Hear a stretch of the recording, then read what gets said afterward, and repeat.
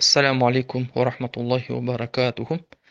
Негізі бір дастархан бойында бөтен еркектер мен бөтен әйелдер аралас отыруы негізі дұрыс емес.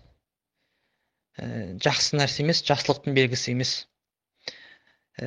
Пайғамбар саллаллаху алейхи вассалам заманында болсын, сахабалардың заманында болсын, сәләфус солихин заманында ешқандай риваят жоқ. Сахабалар әйелдермен бірге араласып отырды. Табииндер араласып отырды. Абу Ханифалар араласып отырды. Ондай риваят жоқ.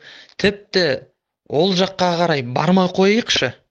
Тіпті мен айтамын, бұрынғылардың өздері осы 60-70 жыл бұрынғылардың аталарымыз, совет үкіметіндегі ескі аталарымыздың өздері еш уақытта бір дастархан жайған кезде кемпір шал араласып отырмайтын еді.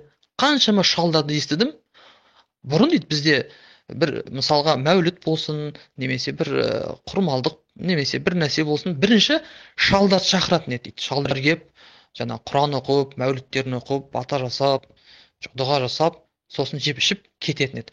Екінші күні тек қана әйелдер, кемпірлер келіп дастархан жаятын еді. Сөйтіп оларды отырып, шай ішіп, намаздарын оқып, бесін намаздар болу керек, екінші намаздары, сосын барып тарқайтын еді дейді. Көп кісілер айтады осыны. Кейіннен ақырын бұзылып, бұл іс несие бастады, араласа бастады. Араласып отыра бастады.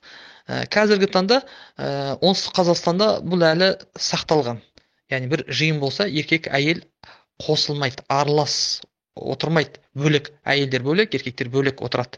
Біздің жақта солтүстік Қазақстан, орталық Қазақстан, Алматы облыстары, басқа жерлерді білмеймін негізі. Бірақ біздің жақтарда әсіресе солтүстік Қазақстан төңірінде араласып отыра береді. Мысалы, еркек әйел араласып отырады. Ол дұрыс емес негізі, шариғатқа қайшы келеді. Және де бір дастарханның басында бөтен еркек әйел отыру да, жаңа айтқанымдай, ол дұрыс емес. Болмайды ол. Мен жайыз емес деп айтам. Жайыз емес.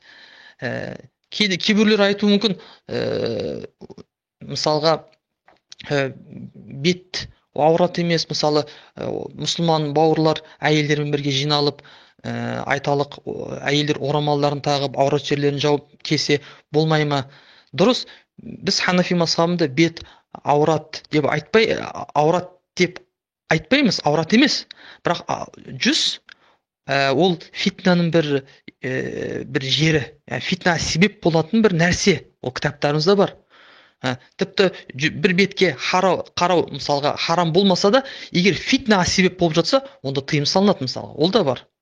Ал енді бөтен бір әйелге қарау, енді менің ойымша неше түрлі ой кіру мүмкін. Шайтан неше түрлі ой салу мүмкін. Ол күледі, сөйлейді мысалға. Сол себептен көптеген фитналарға себеп болады. Яғни арты жақсы болмайды негізі. Жақсылықтың белгісі емес. Ал енді туысқандар, жақын туысқандар ол жерде жиналып, мысалға, менің айталық қарындасым, апам бар, жиналды. Ол өзінің жаңағы сол сияқты әкемнің қарындастары, апалары бар, шешемнің мысалы қарындастары менімен бірге кеп отыратын болса, қыздарым бар, немерелерім бар мысалы. Жақын туыстар бір-бірімен жиналып отыратын болса, махрем дейді оны. Махрем болған бір-біріне. Онда болады. Ал егер махрем болмаса бір-біріне, онда бірге отыруға болмайды. Сіздің мәселеңізде біз қалай жауап береміз? Үй тар деп жатсыз. Екі дастархан жаю мүмкін емес, қиын деп жатсыз. Онда сіздерге бір шешім бар. Мүмкін бір қиындық туғызу мүмкін, бірақ не дегенмен қиын болса да осылай істеңіздер, өйткені Алла разы болады. Алланың разылығы ең үлкен іс. Алланың кішкентай разы болуы оны ең үлкен іс дейді. Аллаху тағала Құран кәрімде айтады. Бірінші күні ер адамдар шақырып, ер адамдар отырсын, екінші күні әйел адамдар бөлек кеп, бөлек отырсын.